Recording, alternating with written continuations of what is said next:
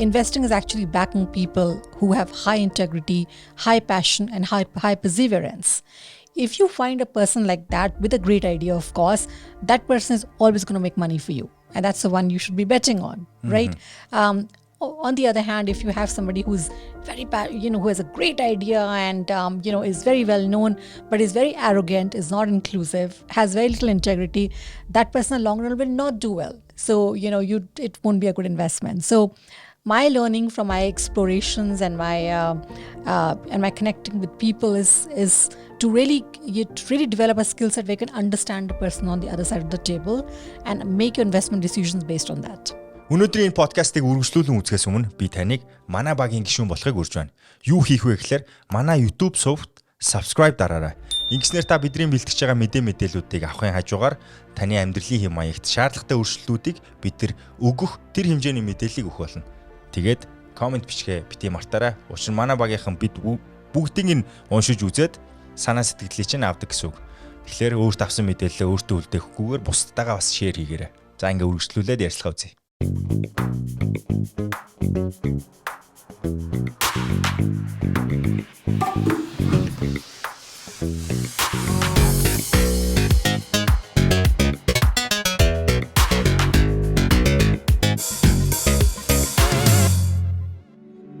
So welcome back everybody. We have a very new episode, and this episode is a special episode because we don't have this person in our country. We have this person for visit. So this is a time of our lives that we can have these experienced people in our episode, that we can share their stories and learn from it. And of course, it always helps us to make our life a better quality. So knowing even more about the life experience from other people and having it in your life, and use those information that you get from here to help you improve your quality of your life. So let me give you guys a brief introduction of this young, beautiful woman from Asia, because she covers all Asia. I cannot say a country because she represents us in a certain level. So you'll get that. Aradhana Dayal. I don't know if I'm pronouncing her name. Aradhana Dayal, a seasoned professional with the 25 years of experience in Asian financial markets. Based in Hong Kong, she leads the single-family office and he's founder and CEO of Access Alts Asia, a unique investment club focused on high-potential Asian alternatives.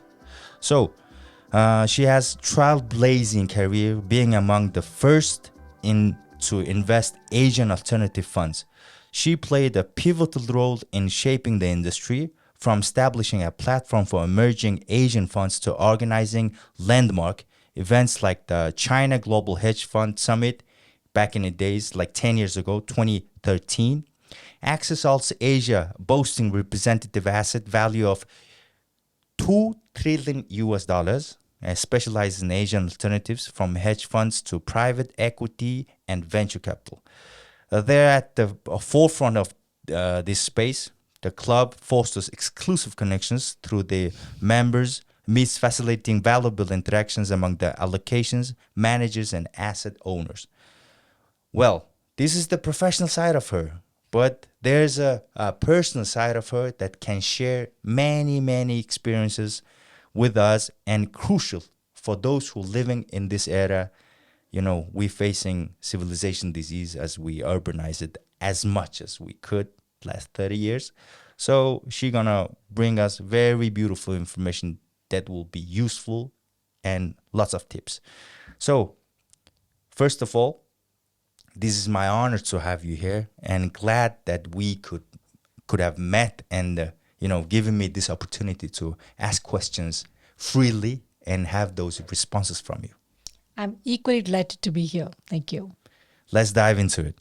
So first, I would like to know your career, starting from the journey from India to Hong Kong, and what was the biggest influence that you took from this journey? Interesting. Okay, wow, that was a long time back. Look, I grew up in India, which, as you know, is a land of spirituality, religion, ancient civilizations. True. So I think growing up, I took a lot of that with me. I did start my working journey in India, and it's great because it's a great learning ground. You have really smart people. It's a country of 1.2 billion people, so it teaches you to be competitive, right? And it teaches you to be excellent at your work because there's no other way you could rise to the top. And so that's something I definitely got from India. But when I moved to Hong Kong, I would say I really started my career in Hong Kong by and large, because I was in India only for 2 years before that. Hong Kong taught me a few amazing things. Hong Kong taught me meritocracy. Hong Kong is a land of immigrants, right? So it's truly meritocratic. As long as you can bring in the numbers, you can do your work really amazingly well. It doesn't matter what caste, creed, race, religion, or even gender that you come from. So it's great equal opportunities, right? And the other thing that Hong Kong taught me was to think at a global level, because India is a very big country. Any business you build there can very much be for domestic consumption. But Hong Kong is a very small city. But, So every yeah. business there is international. And so very early on, these were two great lessons that I learned. That A, always be deeply meritocratic in the teams you build, in the business you build. And secondly, always think global. So Yes. So, being in Hong Kong and being a woman entrepreneur, and the most difficult job in the world is being a mom. Being a Yes. mother of children is the most different job, I would Yes. say. So, this intersection, what brought you and living in Hong Kong in that business field? So, there's three different roles that you have over there. So, let me hear from you. Yeah, that's actually a very good point. I think, so adding to your point, I think being a mom is also very enjoyable and a delightful process. And whenever you look at my bio, you'd always see mom as the first word there. And I don't say it lightly. Being a mom really teaches you to take great responsibility, because you have responsibility for two amazing individuals and bring them up in a way that they can contribute back to the world. It's bigger than any business you can build. It's bigger than any government you can run. It's, I would say, the biggest responsibility you have. So it teaches you very early on to be superbly responsible, and it teaches you to be multitasking. Think about it. You're a dad, right? You Yes. leave a dad one day at home and say to them, okay, do your work, go meet your boss, bring in your numbers, make sure your investments are good. And by the way, give breakfast to your kids, make sure their homework is done, their shoes and socks are on, they get to school in time, then pick them up, bring them back, be nice to them, put them to sleep. You think they can do that? No. So I really feel that, being a mom teaches you to multitask, which is the absolute basic building block for any investor or entrepreneur, right? The second thing that I love doing is I love exploring. I think I said to you that I'm an explorer, I would say, Yes. if I have to describe myself. And, exploring is great because it allows you to travel to different countries. Like I'm in Mongolia now, to, meet different people, understand them. And I think it really builds such a great macro perspective and connectivity in your mind, of different elements, different cultures, different people, that you can take all of these as great skill sets, merge them together, and actually apply it to your work. Now, whether you're an actor, or a telecom operator like you, or a business builder or investor, these are all basic building block skills that come together and form a great recipe, I think, for personal and professional success. Well, so based on your experience, right? We're talking about everything based on your experience, but you've been investing behalf of your family last almost 3 decades. So having that passion to explore the world, and being a mom, entrepreneur, all those adds ups, right? Yes. So what is there any impacts that have given you to your decision making process on investing side? Absolutely. I strongly believe that investing is a people business.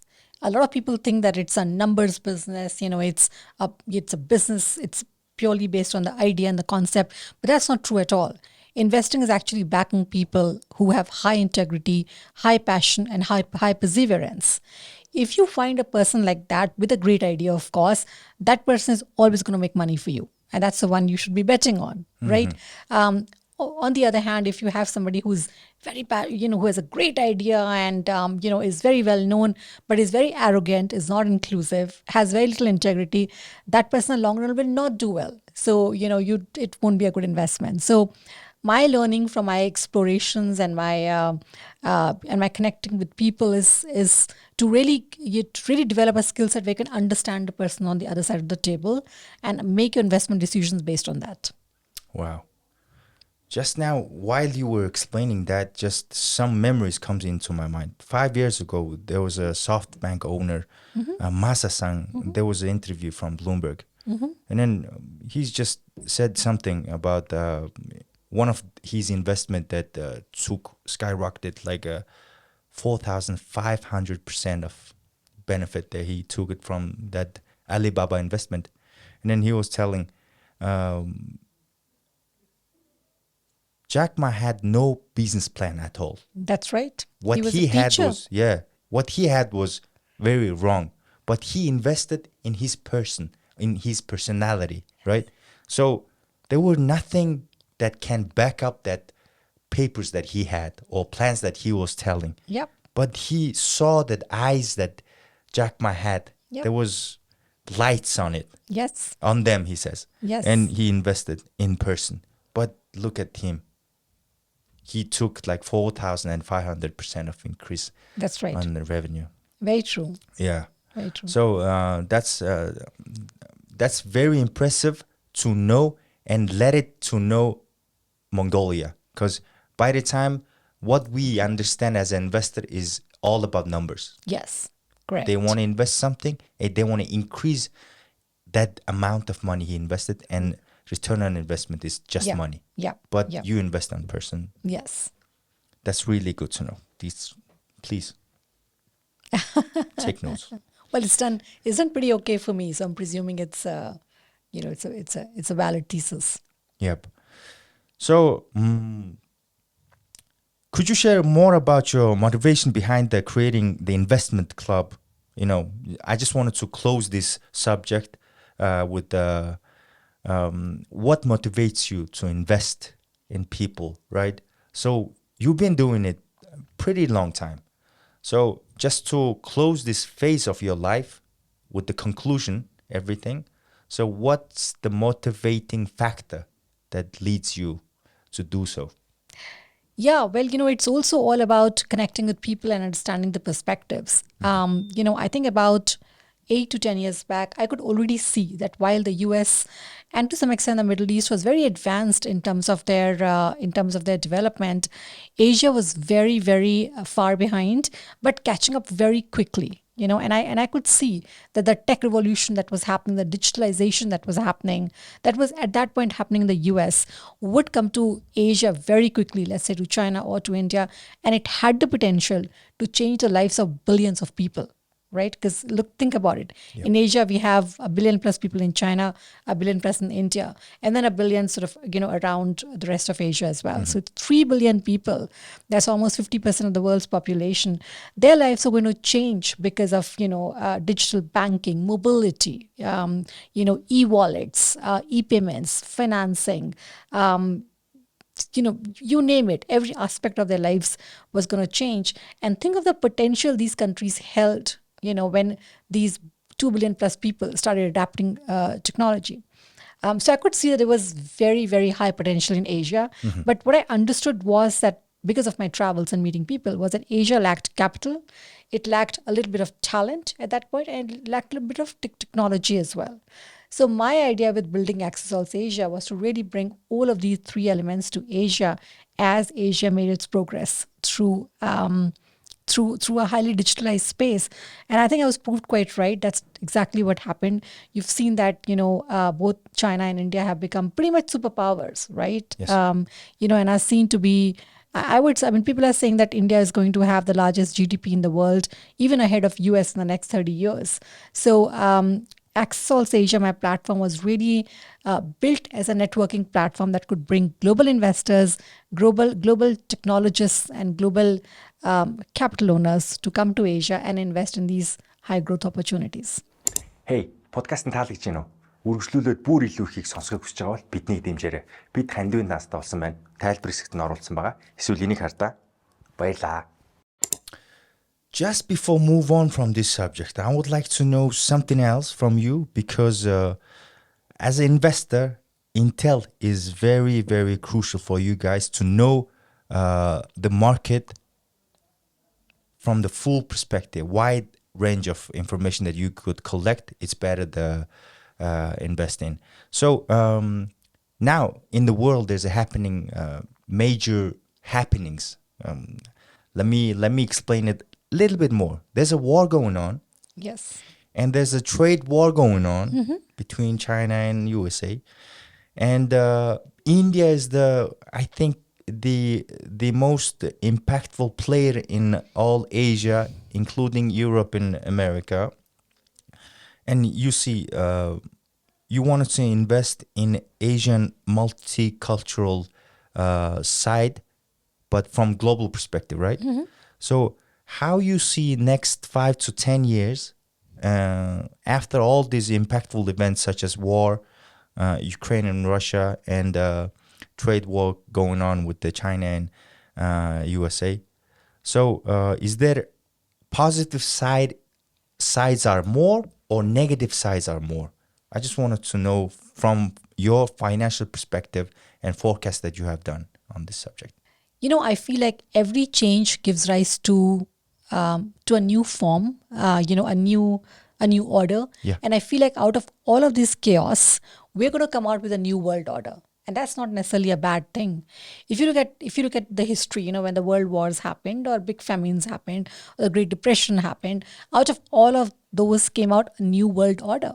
And, that gave rise to the next phase of, growth, in humanity, in civilization. And I think that's exactly what's going to happen here. I think a lot of systems, for example, in the US, you're seeing so much racial tension. In Europe, there's such, political tension that's kind of going on. I think that, in China as well, there's a bit of internal strife that's kind of going on right now.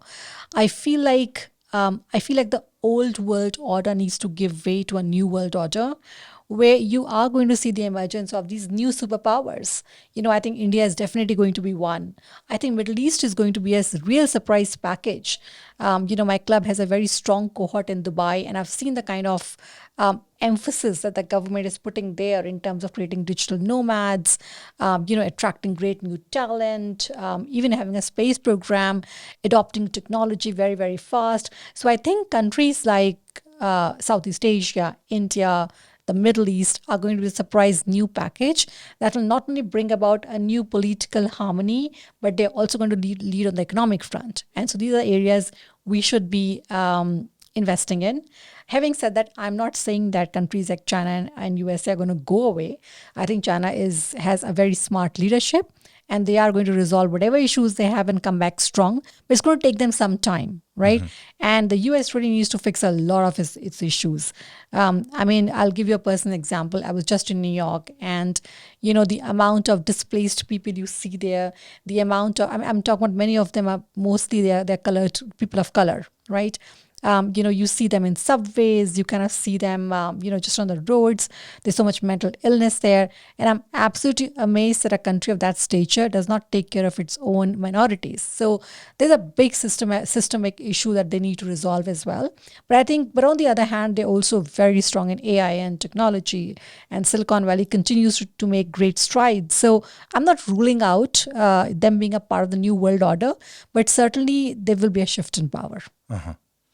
While there's a shift in power, as we like to say, Mongolia is landlocked country, but not mind-locked country, right? So what could you give as advice for us, for those who are trying to build their homes and lives better than ever before? But if you see Mongolia is geopolitically very very, very interesting position we have by this time. And from investor perspective, and also entrepreneur, and also mother's perspective, what could you give us as advice? So, Mandal, through my travels within Southeast Asia, India, and North Asia as well, I could clearly see that lives of billions of people was going to change because of digitalization. We have huge populations within Asia, right? Look at China, look at India, over 1 billion people. And there's so much scope for advancement through technology. So, I could see clearly that with digitalization, people would be getting banking, insurance, healthcare, mobility, e-wallets, payment facilities, software to build great businesses. And I could see there was tremendous potential in Asia. So I decided to create Access Asia as a platform to bring in global capital, global technology, and global talent to fuel this growth of the Asia's journey. Okay, now I want to touch some private part of your head, let's say, because it's very interesting that you point on, you give importance to healthcare and, well-being of every human being in the world. So these topics are very related to your lifestyles by the time, because I think you mentioned me before that you are closing first milestone of your life. So after all these years of working in your field, and you become second version of yourself. So this is like a very important topic for us to know, because spirituality and well-being is evident, So how is this aspect of your life evolved? And what prompted you to prioritize emotional and mental, physical wellness? Yeah, well, call it midlife crisis. I just hit 50, year and a half back, and it really changes you in terms of your physicality, in terms of your thinking. But for me, it was a very important milestone because I spent 50 years of my life working very, very hard. I grew up in a small town, moved on to a bigger city, then to Hong Kong, and I was raised to great kids. I had a very, very busy life building my business, my investment portfolio, and but something changed when I hit 50. I really now look at my life as in two compartments, as you said. The first phase was my 0 to 50, where I was doing all of these wonderful things, and growing in the process. And now I feel I need to take, and my next phase is my life, maybe after 50, where I feel like I need to take a pause and really reconnect with my inner self, reawaken my spirituality. So I've always been a very spiritual person, whenever I go travel, I find places where I can feel the energy. I try to imbibe it.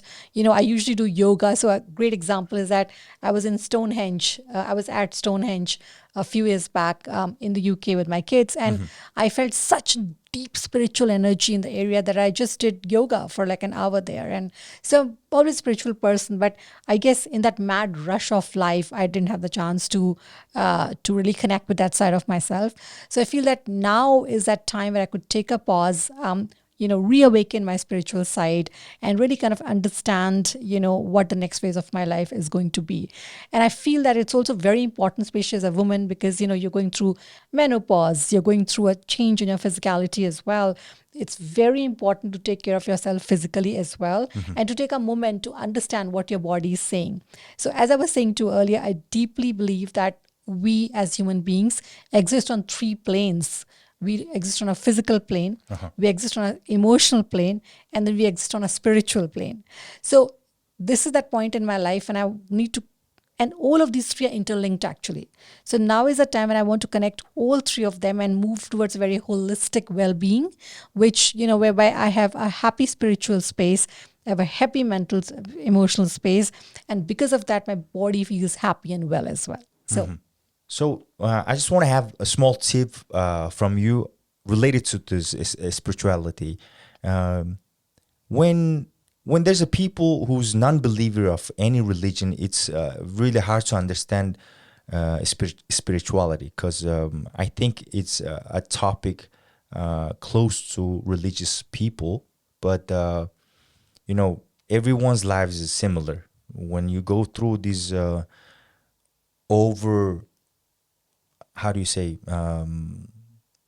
when in the urbanized area, we tend to work 9 hours a day, 6 days a week, and 365. So it's a very overwhelming condition that we have now. But what we lose is, first thing is our identity, who we are, how our state of mind are being over there, because it's routine every day. So I just want to have some tips for those who's feeling same way. That's a great point. I think we should all adopt spirituality in our life. And by the way, spirituality has no religion. You could be a Hindu, a Muslim, a Christian, a Jew, or you could be an atheist, right? But you should always have a spiritual force inside of you. Spirituality to me is really just a guiding force.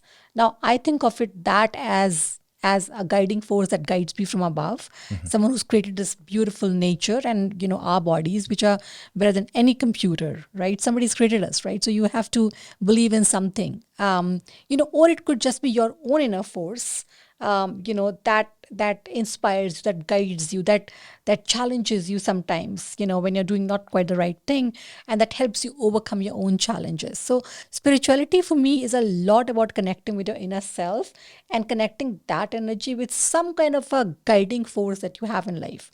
It could be your parents, it could be just the nature, it could be the sea, or it could be a God that you believe in, right? And in fact, I genuinely feel that to be able to truly feel that, you should differentiate that from religion, right? Spirituality is just your own dialogue with yourself and with your guiding force. Wow. So if everybody should spend some time in nature, like I've spent this beautiful past week in Mongolia, it's been stunning, and I felt so much of reconnect with myself. And that once that calm is there, once that reconnection is there, I can actually feel the energy around me. And that's what spirituality is. So you see, when people who talks about the spirituality, it like straight something, thoughts comes to my mind is like, you people have more senses. I think very sensitive people can feel those energies, and then just now you mentioned it, it's your own dialogue with yourself, right? So there's the millions of thoughts coming into our head, but those dialogues are important.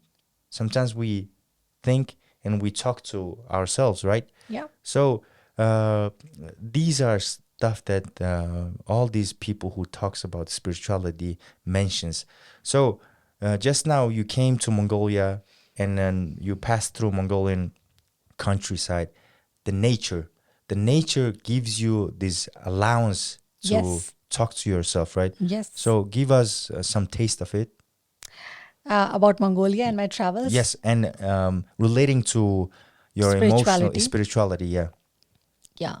If you we are so busy in our modern urban lives that we sometimes forget how beautifully interconnected, complex, and amazing nature and all its creatures are, right? So for example, this one past week that I spent in traversing through your beautiful Mongolia, the length and breadth of it. We went to Ugi Lake, we went to the Gobi, we went to all these beautiful places, saw how nomadic life still exists beyond those mountains, as you talked about. And you really see the connection, the Orkan Valley, it's the land of ancient civilization, right? It's been inhabited for 45,000, 60 years. So think about the connection, right? The people there were deeply spiritual because they believed in the forces of nature and how their energy connected with the land, right? So I definitely think that, and I think they also understood the cycle of life and how nature in a very So for example, right, I'm a nomad, I have a herd, my herd gets to eat the grass, they have water to drink from the river. Nature is providing everything. Yep. Right, and then it's allowing me to then settle down and enhance my civilization, maybe have farming. So if you understand that flow of nature and you lose yourself in that once in a while, you will definitely be able to awaken your spiritual side, or certainly your inner dialogue with yourself.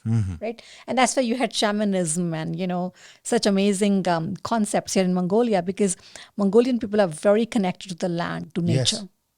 That's the nature of us, and I feel this this evolving moment, we losing beat by beat all those aspects that makes who we are, right? But we need to calm down and sit down and think about it and have Absolutely. this dialogue.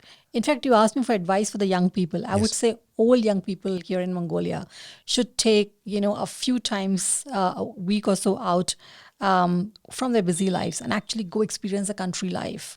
I think you have such a great natural resource at your doorstep, and they need to find themselves, really start in that inner dialogue, and I think they'll come back just much more happier, better people, and that actually helps your decision making. It gives you clarity on how you want to look at life and make decisions and even build your businesses, for example. I will take that advice and I will share it to every single person that I meet with from now on. Thank you.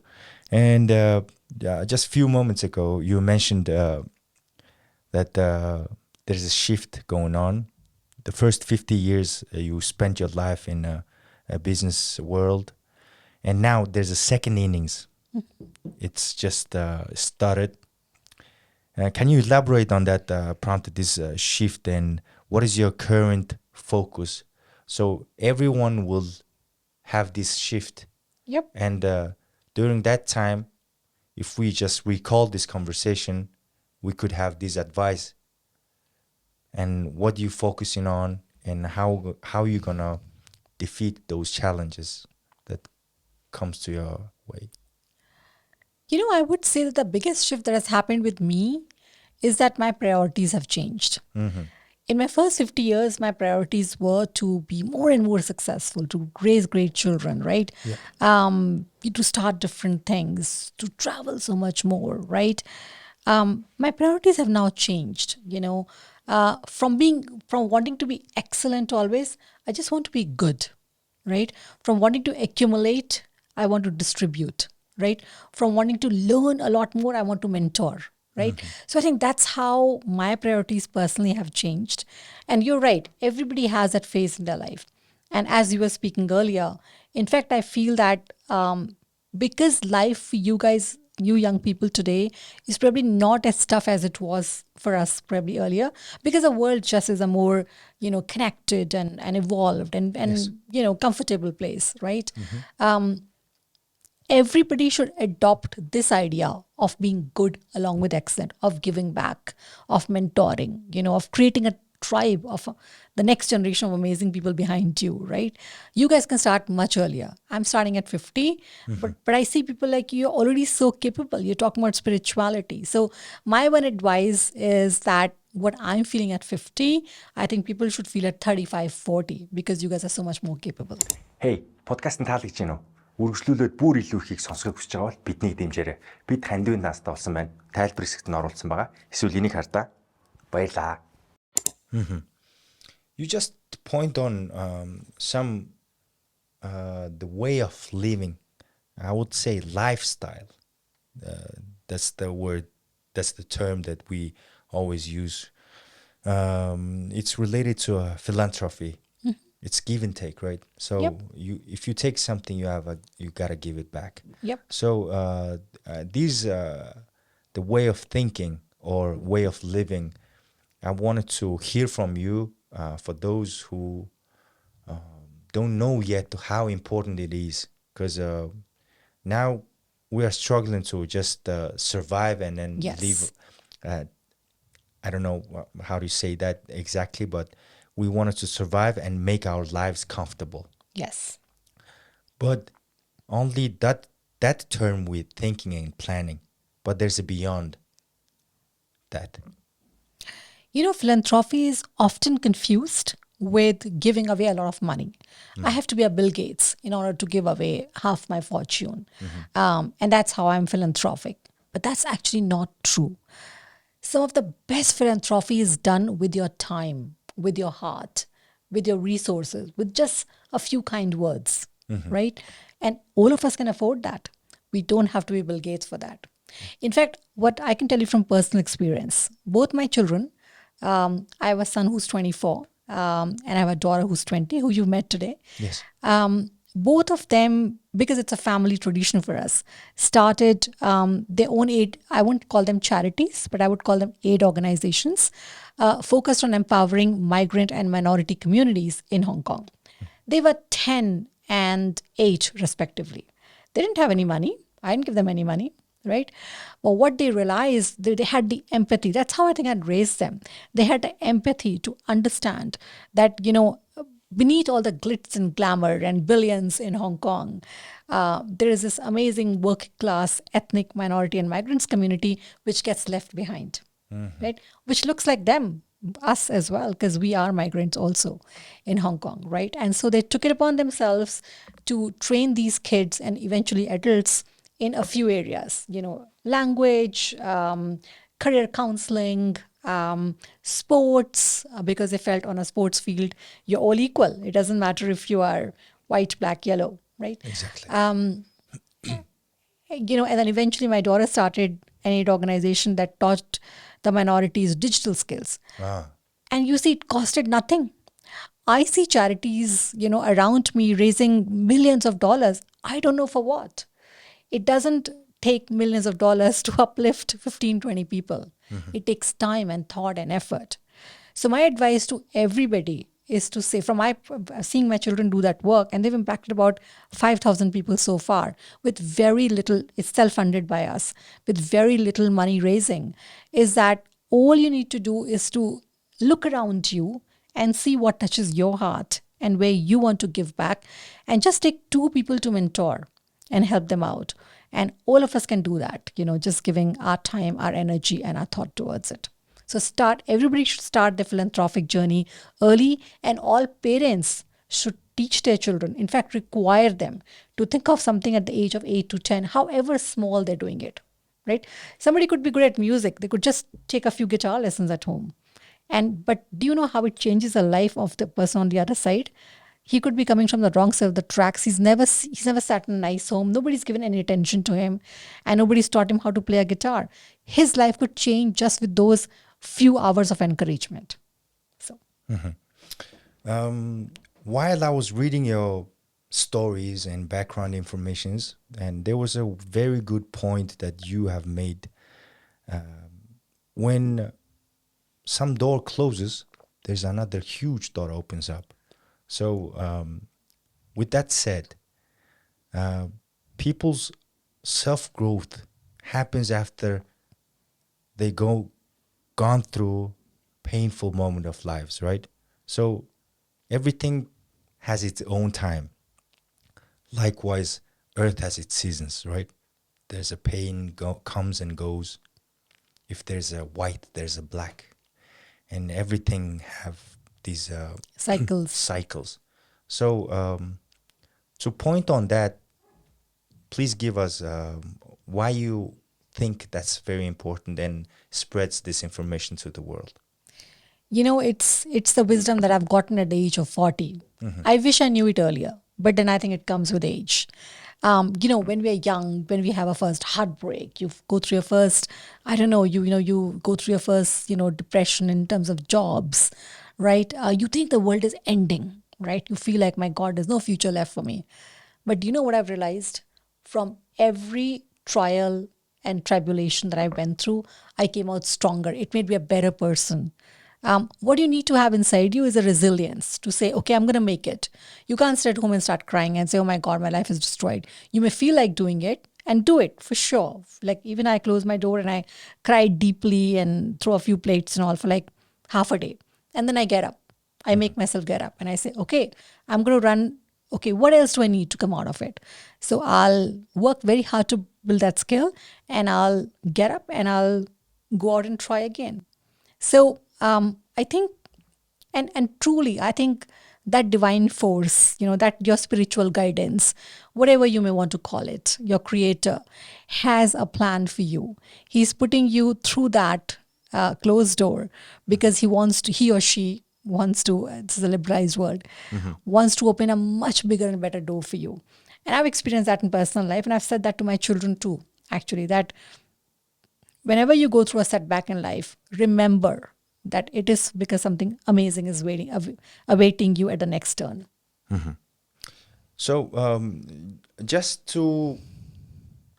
let's go back in time when you were a kid, and I heard that your father was very strict person with requirements that have on you, and while you were forming your personality, he wants you to do certain things on point, right? So how you take that information to deliver to your kids? You have this transporter of knowledge from your dad's side and giving them through with your experience. But I don't think you're giving it exactly as your dad gave it to you. So there's a certain balance that you makes in between.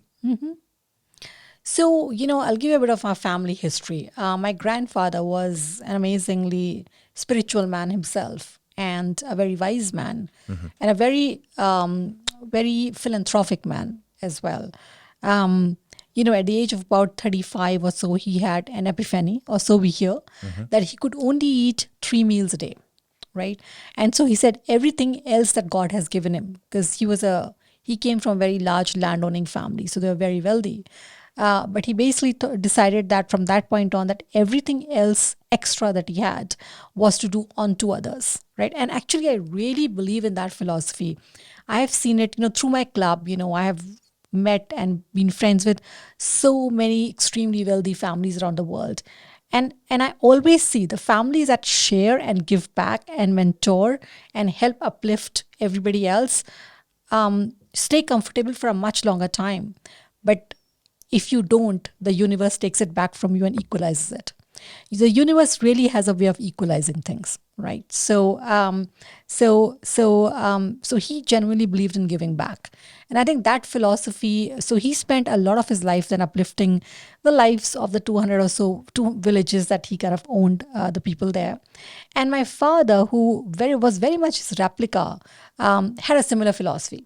So he brought me up with a lot of values, and thought processes, on how to lead life, how to help others, how to give back.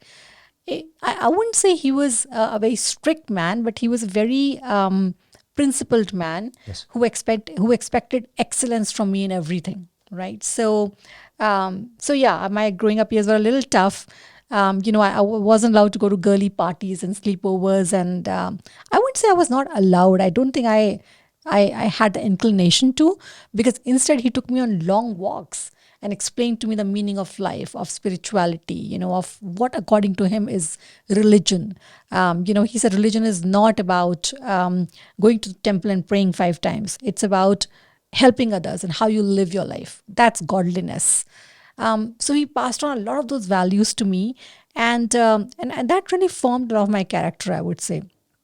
To your question about how I passed on to my kids, I think, I've tried passing it on with a little bit more of modern twist.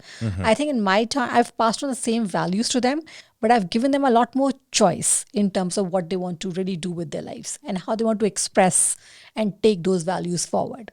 So my son, for example, has taken his own path. My daughter, who's currently at Stanford, much to my surprise, wants to be a psychologist and help people in need, because she feels there's so much, mental pain and illness all around. So, I've just given it a modern twist by just being a lot more kind of a parent who gives a lot more leeway to their children in how they execute it. But the basic principles of and value system of a family remain intact. As I have a guest a mother, then we can share some information related to how we parent our kids during this time of our lives, because it's very important that we need to understand this part, because impact of social media and all those very short-term attention-seeking activities all around the world going on, and people's lives very comfortable as compared to past generations. So now we need to continue to respect these deep knowledges, sciences and religions, philosophy, all those knowledges, and learn them and embody them and pass through to our next generation, right? So my kids are evolving because of these games and social media and all those things all around us. But I have this huge worry about them, how to make them focus to these huge knowledges that they can dig into very good and have this really good of information and then use it in their lives. But the challenge is not that easy. So how do you feel about these changes, and then what kind of techniques would you use to let them be more focused and let them dive into sciences? I think if you teach your children to be humble, inclusive, and have high integrity from very early on, it is much easier to build those building blocks as you're talking about when they grow up, right? Based on that. Being humble is very important, right? Because if you don't have the humility, if you don't have the inclusivity, how can you learn? Because you learn from people, right? Then you're not learning. Even internet is a kind of interaction, right? Yes. And you have to have an open mind to be able to imbibe that. So definitely make them humble. That's very important. But also allow them to be a little naughty and question you. They shouldn't be very obedient kids. I don't believe in that at all. Because if you're obedient, you're not questioning. If you're not questioning, you're not learning and growing. So my kids ask a lot of questions, and that's great. And sometimes they come back to me with great logic, which is, and then I say, great, I've learned something. So as a parent, you should also be open to learning from them. Yes. And if it's that mutual process, they start enjoying the process of growing and learning. You see? But if you're very prescriptive from early on, then I think that kills the joy of it. So that's kind of my suggestion. Making sure that they are humble, they have very good integrity, they're kind to other people. If you build that base, all the other learning can come very easily. And now how you see your journey from like maybe 10 or 20 years from now? The next 10 to 15 years of my life, I really want to be able to focus on things that allow me to leave the humanity a lot more enriched, right? Whether it's by way of raising kids who I know are going to give back, who have high EQ and IQ and an empathy factor, or it is by mentoring, a much wider range of young women. So, for example, I have a program within Accessols, which is called Women on Boards, where we help young talented women go all the way to board positions, because we feel that that's when the conversations change, when those women are at the top decision making, right? So, I kind of want to work towards a lot of these. I want to invest in technologies that are going to have a large scale impact in countries, where the population needs a lot more betterment of life, right? So that's kind of on the work front. But also on the spiritual front, I hope I'm able to find myself more. I'm able to become a much more calmer, compassionate. I used to be very type A, the typical Harvard personality, okay? But I really hope that I end up building a much more calmer, compassionate, and clear-headed person. And as long as I live, I'm able to give back and just keep doing great work and but also keep growing and learning. There's no point where I want to stop learning, right? So I want to travel more. Like Mongolia is a great experience for me. I want to meet to see new cultures. I want to see new areas where tech revolution is happening. And I want to be able to support that, through whatever resources I have, whether it's capital or my network or, just, by sharing insights like this. So that's really what I see for myself for the next 10 to 15 years. I feel like I don't have any huge milestones to hit anymore. But, if in some way I can leave this world a better place, that would make me very joyous. I'm really appreciated with that response because you included me in your wish list because you wanted to make this world a better place and give your part into this evolving world's life. So, I just wanted to end up this conversation like this because you see, after 15 years of experience in life and business field, she decided to learn even more and discover herself even more. That's the spirit that we need to take from this conversation because we all humans are very, very rich in our inside, in our mind. So if we discover ourselves more, it will help us to understand other people's more. So that's how we socialize. That's how we make this life connected to each other and make these lives better because we cannot do it by ourselves alone. So everything we do successfully, we do it with combo, with someone else, with team. So I'm really glad to have you on my podcast and have these informations. And this information makes it even greater or beautiful because you are a beautiful human being and you have this very rich history in every field that you have been through. And even I was reading about how you treat your kids, your 2 kids. That's the part that I wanted to learn the most because I'm a father of 2 and I'm having these spontaneous, surprising lives that they bring to the table. So these moments are like precious. Yeah. And I always like to hear from people and how their experience were, just to compare it with mine and then learn it from it, and and live through it, right? So thank you very much once more, and enjoy your stay in my beautiful country, and hope to see you again once more over here. Thank you. It's been a great experience, and I definitely think I want to come back with my older one as well. So thank you again. Thanks. Hey guys, hope to see you guys on the next episode, and wish you all the best of life, and then hope this information makes you a better person, and жаргалыг хүсье. За та биднийг хэрхэн дэмжихээ мэдэхгүй байгаа бол энэ хандивын данс руу мөнгө илгээхэд хангалттай. Гэхдээ их мөнгө биш. Та заавал аимшигтэй их мөнгө илгээх шаардлагагүй. Магадгүй 1000 төгрөг, 2000 төгрөг, 20000 төгрөг байсан ч болно. Гол нь бид та бүхний энэ үйлдэлээс маш хурам авдаг учраас цааш та хүргэж байгаа подкастынхаа чанарыг магадгүй олон улсын эрдэмтдтэй гадаадд очиж ярилцлага хийх гих зэрэг зүйлс бид нар зарцуулахыг хичээж байгаа. Тэгэхээр олон жил бид нар хийсэн энэ подкаста зогсоомооргүй байна, үргэлжлүүлмээр байна. Мөн амьдралын чанарыг дээшлүүлэхэд бид нар оролцоотой байхыг хүсэж байгаа юм шүү. Баярлалаа. Данс доор байгаа шүү. Баяртай.